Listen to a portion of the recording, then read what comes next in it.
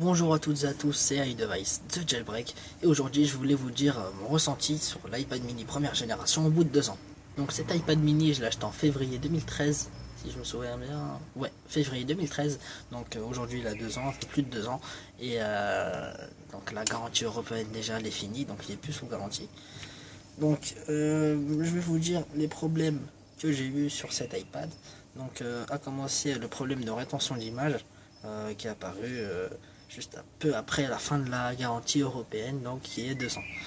Donc par exemple le problème c'est quoi? Par exemple quand je vais sur Safari par exemple, et puis je vais sur le Springboard, si je reste dans Safari un certain nombre de temps, après je vais sur le Springboard, sur le contour de l'écran je vais voir un peu Safari, mais moi ça me dérange pas, mais le plus dérangeant c'est par exemple quand on lit un livre électronique sur sa tablette et qu'on veut tourner la page, on va voir notre texte, plus le texte d'avant, si on est resté longtemps avec une luminosité assez haute ou basse, ça dépend. Donc ça va être assez dérangeant. Deuxième problème qui est apparu il n'y a pas très longtemps, c'est le son qui commence à perdre de sa puissance. Ou je sais pas si c'est parce que je suis en iOS 7 et du coup je sais pas, comme je suis jailbreaké, ça a dû faire un conflit, peut-être qu'il faut restaurer, je sais pas. Troisième problème, maintenant à l'aspect extérieur.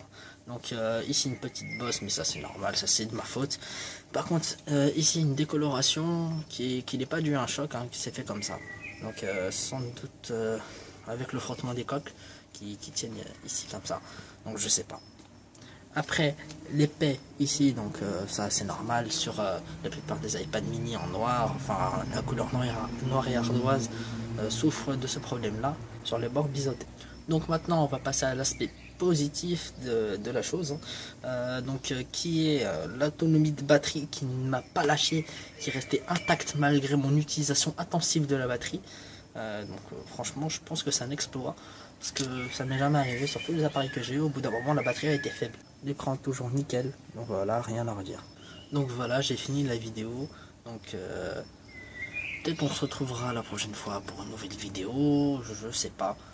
Ça dépend si j'ai envie de reprendre la chaîne. Donc là, je vous ai fait cette vidéo pour